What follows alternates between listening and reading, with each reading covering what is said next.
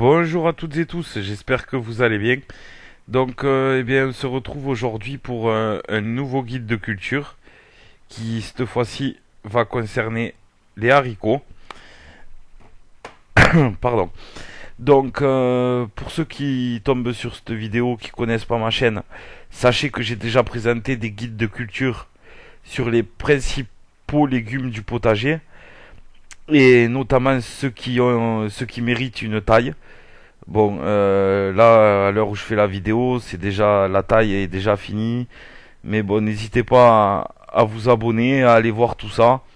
Et sachez que j'ai encore plein de guides à vous faire, puisque mon support à moi, c'est la Bible du jardinage. Donc 800 pages avec plus de 2500 variétés, je crois, que ce soit au potager, les arbres fruitiers, les arbres, les arbustes, les plantes aquatiques. Et je vais vraiment essayer de tout vous retranscrire sous format de PowerPoint, comme je le fais là. Donc n'hésitez pas à vous abonner pour être tenu informé de quand je publie une vidéo. Puis j'espère que ces vidéos vous plaisent. Et si c'est le cas, n'hésitez pas à mettre des pouces bleus, un maximum de pouces bleus. Et à me faire des retours dans les commentaires, moi ça me fait plaisir. Et je réponds à tous les commentaires. Donc si vous avez des questions aussi, n'hésitez pas. Donc on attaque avec les haricots. Donc une petite présentation comme d'habitude. Donc le haricot, c'est un légume fruit qui fait partie de la famille des fabacées, comme les fèves, le guide que je vous ai fait juste avant. Pardon. Certaines variétés grimpantes peuvent faire 2 à 3 mètres de haut, sont appelées haricots à rames, et ces variétés-là, elles vont avoir besoin d'être tutorées.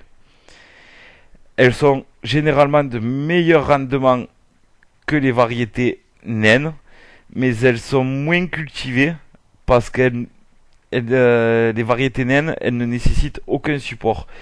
Et quand vous faites des grosses productions, à choisir entre une variété et qu'il faut tutorer ou non, le choix il est vite fait. Pardon. Donc on distingue deux grandes familles de haricots. Alors il y a les haricots à parchemin. Alors le parchemin, qu'est-ce que c'est? Parce qu'on va le retrouver plus tard dans le guide. Le parchemin, c'est les haricots qui font une pellicule fibreuse qui est non comestible. Alors ces variétés-là, donc les haricots à parchemin, sont à consommer en filet, c'est donc à consommer jeune, et vont demander une cueillette plus régulière afin d'éviter la formation des fils. Les haricots dits écossais sont eux cultivés pour leurs grains et seront récoltés à complète maturité. Ensuite, l'autre grande famille, c'est les haricots sans parchemin. On les appelle les haricots mange-tout. S'ils sont à cause verte, et les haricots beurre s'ils sont à cause jaune. Vous avez déjà dû en voir, c'est les haricots comme des haricots verts, mais ils sont blancs après. Il faudra cueillir l'écosse bien charnue juste avant la formation des grains. Donc les atouts de cette culture sont une végétation rapide et un rendement souvent important. Au niveau du sol et de l'exposition, le haricot il aime les sols frais et légers, sans fumure récente. La présence de calcaire peut provoquer le durcissement de la membrane du grain et va rendre la cuisson difficile. Il faudra donc éviter de semer dans un terrain récemment chaulé ou trop calcaire de base. Au niveau de l'exposition, le haricot aime les situations chaudes et abritées, donc pas en plein vent. Le haricot ne va germer et se développer que si la température du sol est supérieure à 10 degrés. Les variétés à grains blancs, quant à elles, elles sont un peu plus délicates et elles vont nécessiter 12 degrés pour une levée correcte. Donc pour la culture elle va durer 2 mois à 2 mois et demi pour les variétés enfilées et environ 4 mois pour la récolte en grains secs. Donc la première méthode de culture, c'est la culture AT. Donc cette culture, il faudra faire ses semis sur côtières abritées ou utiliser des coffres avec châssis, des tunnels plastiques ou encore des voiles de forçage. Tout ce qui est bon pour, faire lever AT, c'est simple, c'est le culture AT pour voilà, pour rendre plus rapide la levée quoi. Hein. Donc attendez que votre sol se soit bien réchauffé, puis semez à la mi-mars en poquet et en quinconce en espaçant vos plants de 30 cm les uns des autres. Il faut qu'ils soient exposés à une bonne luminosité et qu'il y ait une bonne aération. Et vous supprimerez vos protections dès que les risques de gelée ne seront plus à craindre. Donc généralement on dit que c'est après les scènes de glace, donc environ à la mi-mai. La deuxième méthode, c'est la culture en pleine terre. Donc il faut tout d'abord impérativement attendre que le sol soit réchauffé à 10 degrés minimum. En climat moyen, donc région parisienne par exemple, vous pouvez semer jusqu'au 15 juin pour une récolte en sec et jusqu'au 15 juillet pour une récolte en grains frais. Pour une récolte en vert, vous pouvez semer jusqu'à début août des variétés à cycle court et si possible résistantes aux maladies. Pour les haricots nains, vous allez avoir une densité d'à peu près 9 plants par mètre carré. Alors vous allez faire un semis en ligne, espacé de 40 à 50 cm, avec un grain tous les 5 cm. Vous pouvez également semer en poquet, que vous espacerez de 40 cm en tous sens et en quinconce, à raison de 5 à 6 grains par poquet. Je vous ai rajouté peut recouvrir les graines, hein, attention.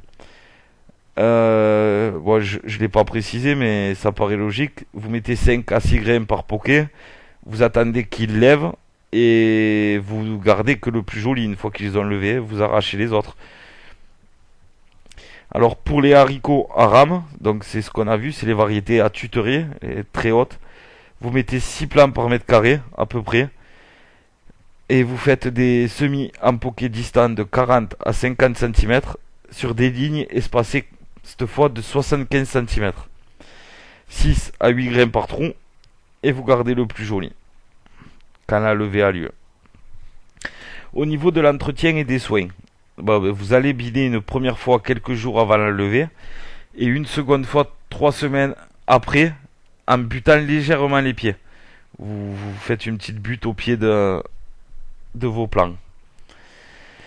Donc le binage, il a pour but, vous allez éliminer les mauvaises herbes et en même temps aérer la terre. C'est toujours bon, faut toujours biner pour pas que la terre se compacte trop. Pour les variétés à rames, vous mettez des tuteurs de 2 mètres et demi environ de chaque côté de votre plant et pour faire une sorte de tipi au-dessus du plant, pour les faire se rejoindre au-dessus du plant. Essayez de ne pas semer côte à côte plusieurs planches de haricots à rame. Ça rendrait difficile l'aération et la pénétration de la lumière, notamment pour ceux qui seraient au milieu.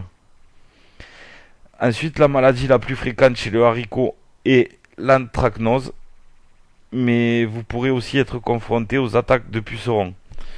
J'ai fait une playlist sur ma chaîne avec les maladies et les remèdes. Je l'ai pas encore fini. Il y a le mildiou, l'oïdium. Je vais vous présenter des recettes aussi pour faire votre bouillie bordelaise, votre purin d'ortie, votre décoction de prêle, tous les produits les plus utilisés. N'hésitez pas à aller voir. Hein. J'ai également mis après de ça, j'ai fait pas mal de recherches et je sais que ça peut vous intéresser. Donc c'est pas le thème là, mais des remèdes curatifs au mildiou. On dit souvent que le mildiou on peut pas le soigner, c'est faux. Il y a 2 solutions pour le mildiou, donc je vous invite à aller voir la vidéo dans la playlist des maladies. Ensuite, la récolte et la conservation des haricots. En culture AT, vous allez récolter les filets en mai-juin. En culture de pleine terre, vous allez cueillir les variétés à parchemin environ 2 mois et demi après le semis. Lorsqu'ils sont à la moitié de leur taille maximale et régulièrement tous les 2 à 3 jours pour pas qu'on en arrive, ce qu'on a vu, à ce qu'il y ait ces fils là. Pour les variétés sans parchemin, vous cueillirez à complète maturité. La récolte des grains frais a lieu 3 mois après le semis, avant que les cosses ne commencent à se rider. Ces variétés-là, elles supportent très bien la congélation.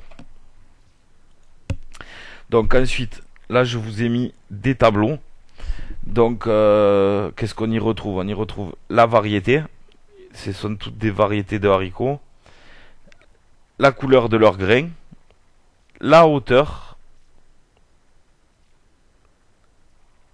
Et quelques remarques sur les variétés. Et vous pouvez tout retrouver pour les haricots nains, pour les haricots aram mange tout, haricots beurre, haricots arama écossais. Voilà, c'est assez complet. Vous voyez, haricots nains, filet mange tout. C'est vraiment très détaillé hein, comme tableau. Donc ça, je vais pas le lire. Hein, sinon ça prendrait beaucoup trop de temps les vidéos. C'est pas le but. Donc si vous êtes intéressé par le guide et notamment par les tableaux, n'hésitez pas à m'ajouter sur Skype, le jardin catalan tout accroché, et je me ferai un plaisir de vous l'envoyer. Celui-là ou celui de n'importe quelle autre vidéo, je les ai tous en stock, donc n'hésitez pas. Si vous aimez ce format de vidéo là, avec des documents PowerPoint, ben, n'hésitez pas à vous abonner, parce que il va y en avoir des centaines et des centaines qui vont arriver. Hein. Et puis n'oubliez pas le petit pouce bleu si vous avez aimé. Ensuite, pour finir, ben ouais, si vous avez des questions, posez-les-moi dans les commentaires, je vous y répondrai. Je ferai peut-être même une vidéo si la question, si j'ai assez de contenu pour répondre à votre question. N'hésitez pas à partager ma chaîne si vous êtes sur des groupes Facebook ou autres, hein, ou des forums, n'hésitez pas. Et puis voilà, je pense que c'est tout. Oui. Donc je vous dis à très vite pour un prochain guide qui devrait être sur le maïs ou sur la lentille. Je sais pas encore. Mais voilà, ça va arriver très rapidement là. À plus.